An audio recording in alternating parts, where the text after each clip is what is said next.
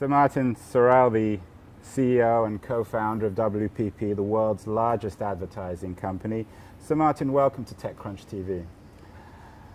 So Martin, you have had a very thorny relationship with Google since its inception, I think 10 years ago. I don't think it's been thorny, actually. It's been highly productive. I mean, it's just the context of it has been difficult. Well, you describe Google as a media owner masquerading as a technology company. What did you mean by that?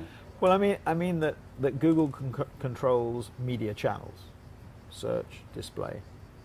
They control algorithms. They control the way that information is received. And actually, we're not quite sure how that, nobody's quite sure apart from them, how that arises. They have immense power because they also have 80–90% of search, and they control the world's flies, I think. Well, I wish they did. Then maybe we wouldn't have a problem. And then obviously they're trying to increase their penetration of display advertising. So very powerful, very successful, very good. As I said in the session, the people are extremely good, extremely good. I mean, very strong, very confident.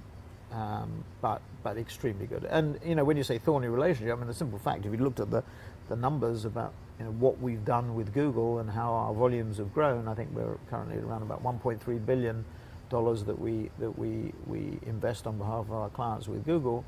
It's a very, very strong relationship. Having said that, the context of it, I would agree, is thorny because people don't know whether they're out to eat our lunch or not, and there is a continuous debate as to whether that is their intent or not, whether they are disintermediators, either by nature, by DNA, or deliberately. I mean, whatever the thing, and that's what our people worry about, and it's not just Google. I mean, as I said in the session, you can say others do it too. Facebook as well. Yeah, and I'm sure, but I think probably it's understandable that people want to play both ends off against the middle.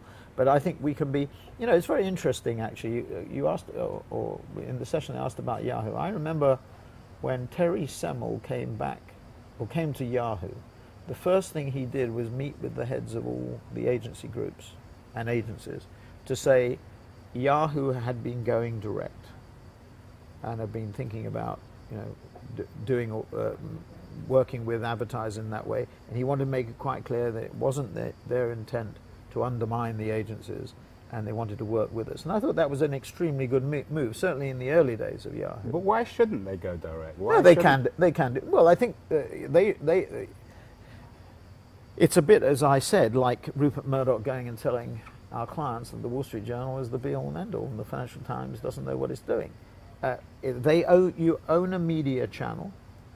You distribute and you own it. You make money by pushing media spending through that channel. It should be done in a neutral way. It should not be done because commissions are paid to induce people to push through that channel, or that you make the decision on behalf of the client. I mean, it's. But if Google is a media company or a media owner, yeah. How should we treat them differently, and how can treating them as a media company? I think we treat them. We certainly treat them as we would do any other media owner. In other words, you look at our portfolio, and then you decide. You look at what our clients' objectives are. You decide. The holy grail is how much should they spend and where should they spend it, and you do it in the context of a much more complicated media landscape, acknowledging that consumers spend 25% of their time online, and therefore, in theory, at least 25% of the spending should be online, not 17 if it is that now, or 14 as it was supposed to be last year. So you really focus on how much and where. I think that should be done in an unbiased way.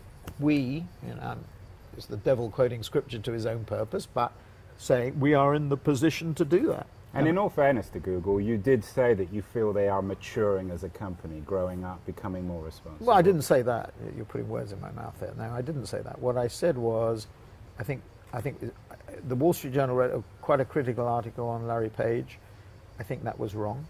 I think it is more difficult. I describe them as being more horizontally challenged by by Facebook, obviously in their responses, Google Plus, by regulators, by Apple. I didn't mention Apple, and I should have mentioned Apple, and the closed Apple system.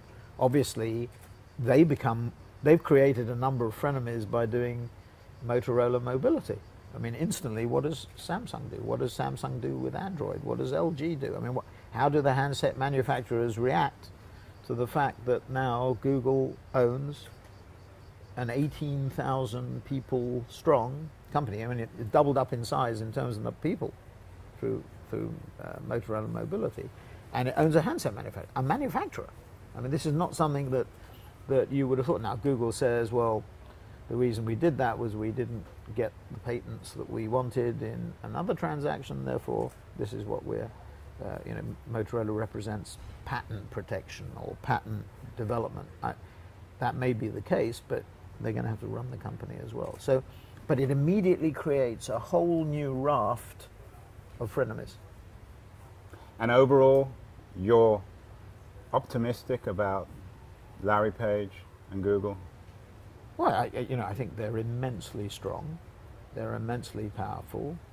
They can leverage their position in search. They can develop their position in display. They buy Zagat yesterday for $125 million. More content for them, which obviously I'm sure they'll do a very good job with Zagat. And on the surface, it looks like it wasn't that expensive. One doesn't know the ins and outs of it. But I think from our point of view that Google is more balanced from our point of view than it was, say, 12 or 24 months ago, that we can work more effectively with them. They're very clear in their planning. We're very clear in our planning. We're very clear in their objectives. We're very clear in our objectives. There will be the residual disintermediation concerns that I mentioned. And the same thing is true of Facebook and Twitter and Apple. And indeed anything else that comes along, whether Groupon or LinkedIn or whatever it happens to be. But having said that, I feel better about it, and I think Larry and Sergey are very much in the backgrounds, as far as I can see. Eric is very much in the foreground as chairman of the company. He comes to Cannes, he comes to Davos. I mean, Larry and Sergey tend not to be out in front as much as Eric, but I feel good. I mean, but having said that, they're extremely confident. Let me put it like that.